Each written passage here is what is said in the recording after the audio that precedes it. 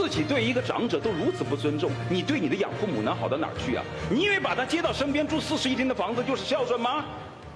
你只会用你的道德感绑架别人，有本事你自己把它做好了，同时也对男方的父母好了，大家都会向你学习。否则的话，一个人在那儿坐着，还说连责任感都没有的人，还空谈道德，你也配？ In the video, the woman harshly scolded by Tu Lei is today's main figure, Xiao Mai. But what exactly did she do to make him so furious? When his mother came on stage, were you polite to her? You expect him to treat your adoptive parents well, but what about you? Were you respectful to his mother? Did you show even the slightest bit of courtesy? Tu Lei asked. Xiao Mai, 25, lives in Chongqing and has been in a relationship with her boyfriend, Xiao Fan, for 6 years. They're at the age to get married, but recently, the couple had a major argument over buying a house for their wedding. Xiao Mai wanted Xiao Fan to buy a large apartment, but his family's financial situation didn't allow it. His parents also couldn't help financially, so he refused her request. From that point on, their relationship began to fall apart. Still, Xiao Fan couldn't let go of the 6 years they had spent together. Trying to change her mind, he turned to a TV program for help, hoping to resolve their conflict. But to his surprise, as soon as Xiao Mai stepped on stage, before he could even say a word, she began accusing him of being spineless. But why did Xiao Mai say that? What really happened between them? It was because of the house. I asked him to buy a bigger one, but he wouldn't listen, Xiao Mai explained. Why does it have to be a big house? They asked. Because I want to bring my adoptive parents to live with us, she replied.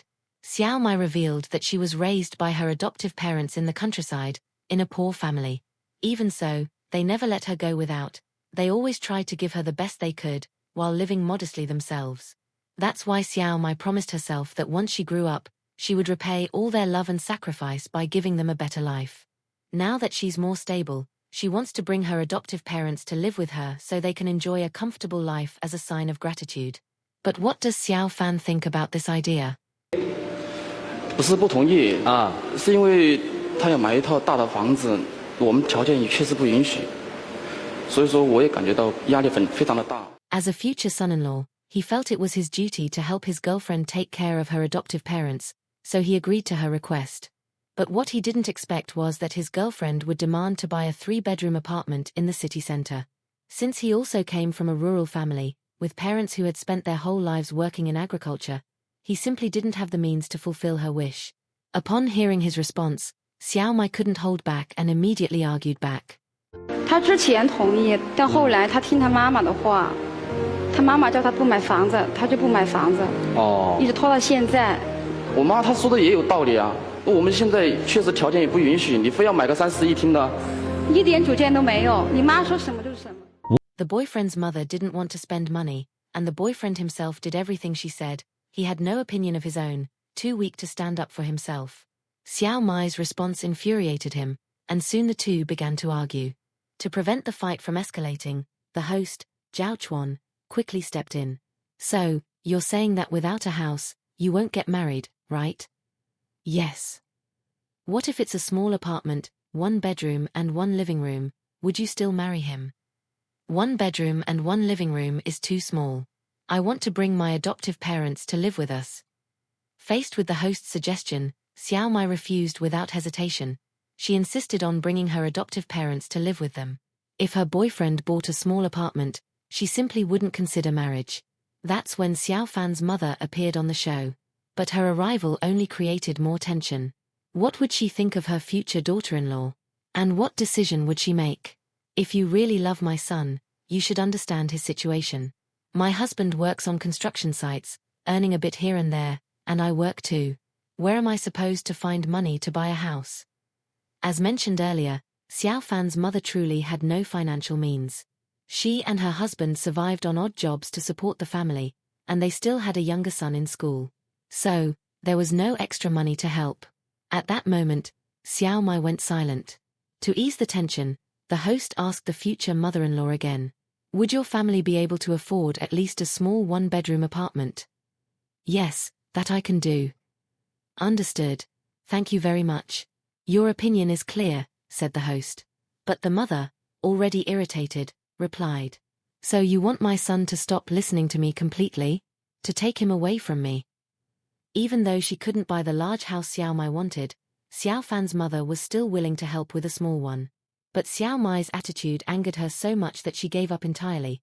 She no longer wanted to buy even a small apartment and decided to oppose their relationship altogether, even trying to take her son away. Fortunately, the host managed to calm things down. After much persuasion, the mother agreed not to take her son but stormed off the stage in anger.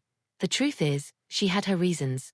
If Xiao Mai insisted on bringing her adoptive parents to live with them after marriage, it would only increase the family's financial burden. They were already struggling, and she couldn't accept that idea. But given these concerns, would Xiao Mai be willing to compromise? No one expected what came next. Her response shocked everyone. They're still young and healthy, aren't they? They can keep working. But my adoptive parents can't. They're in poor health and have no other children. So, just because her future in-laws are still young, they should keep working until they collapse. Xiao Mai's words angered the audience. Even the host couldn't stay silent. If the burden is that heavy, why don't you go find a job yourself? He doesn't want to work either. I've tried to talk to him so many times. Once he went out to look for a job, but came back the same day. I have no idea what goes on in his head. You could hear the resentment in Xiao Fan's voice. But if he was that unhappy, why didn't he just end the relationship? The truth is, after 6 years together, he still couldn't let her go. Deep down, he hoped she would compromise, because he truly couldn't afford a big house. He just wanted her to think about their future, to start small. But Xiao Mai immediately snapped back. 1 bedroom and 1 living room? That's way too small. At least 2 bedrooms and a living room. We can start smaller, and when things get better, buy a bigger one and bring your parents later. Later? When is later? My parents are in poor health now. I want to take care of them now. Xiao Mai believed that if her boyfriend really loved her, he would put her priorities first. That's why she demanded at least a 2-bedroom apartment. She wanted her aging adoptive parents to have a comfortable life. But Xiao Fan was powerless. If he could, he would have loved to give her that. Seeing this, one of the show's mentors finally spoke up. Those who only focus on material things will lose the true meaning of love. You talk about love, but you show no empathy, you only demand. That's not love. People who are too selfish end up losing what really matters. The mentor believed Xiao Mai was being selfish, using her adoptive parents as an excuse to demand too much from her boyfriend and his family, without taking any responsibility herself. Perhaps feeling attacked, Xiao Mai defended herself. That's not selfishness. If he wants to marry me, he has to accept my family and my decisions. She didn't think she was wrong. In fact, she felt completely justified. Then Tu Lei, who had been silent until then, finally spoke up. The golden rule of human relationships is simple. Treat others the way you want to be treated. You don't even respect an elder. How can you claim to love your adoptive parents? You think putting them in a 4-bedroom apartment makes you a good daughter? You only know how to use morality to manipulate people. If you want to teach others about virtue, start by setting an example. Treat your boyfriend's parents with the same respect, then people might actually learn from you. But sitting there, doing nothing, talking about morality without responsibility, do you really think you have that right? Tu Lei's words were harsh, but they hit hard. They spoke the truth many were thinking. Xiao Mai couldn't keep using morality as a weapon against her boyfriend. She could earn respect by example, not by pressure. And she shouldn't measure her love for her adoptive parents in money or status. In marriage, mutual support is what keeps life moving forward. The mentor's words left Xiao Mai speechless. But what would she decide? I still care about this relationship. From now on, we'll take care of both your parents and mine together. If my adoptive parents want to move to the city, they're welcome. If they prefer to stay in the countryside, we'll respect that. Perhaps influenced by Tu Lei's words, Xiao Mai finally realized her mistakes and accepted the proposal. Xiao Fan promised to buy a small apartment for now and, in the future, when he could afford it, buy a bigger one to make it up to her. The story of Xiao Mei and Xiao Fan isn't about love, it's about power. It's about who holds control in the relationship and who hides behind morality to feel superior. Xiao Mei wanted to repay her adoptive parents' love, but in practice, she just wanted to prove she was someone important, the kind of person who shows gratitude by buying a downtown apartment, paid for with someone else's money. And the worst part is, she truly believed she was right, just like so many people today think virtue is measured by how much others sacrifice for them. And the boyfriend? A decent guy, but spineless.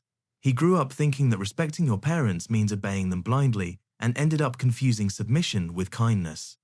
The result is classic: a woman who sees herself as the moral heroine, and a man who lacks the courage to play the villain when necessary. Two adults fighting over who gets the prettiest role in the soap opera of their own lives. Tule just said what no one else had the guts to say. Gratitude means nothing if you don't even respect others. Forcing your parents into someone else's life as proof of love is nothing but selfishness disguised as virtue. But of course, the audience loves that kind of drama, the emotionally pure woman and the unmotivated man. It's the perfect narrative for people who need someone else to blame for their failures. In the end, Xiao Mei learned what many still pretend not to understand: morality without self-awareness is arrogance, and forced generosity is just emotional blackmail. You want to take care of your parents? Do it. But don't make someone else pay the price for your clean conscience. You want love? Then stop using it as a shield to manipulate people. Because in the real world, love isn't about sacrifice, it's about boundaries. And those who can't understand, they end up becoming martyrs of their own hypocrisy. If you like the video, leave a like, subscribe to the channel, and tell me what you think in the comments. Was Xiao Mei right to bring her adoptive parents to live with them? Or was she just using gratitude as an excuse to live like a princess? See you in the next video,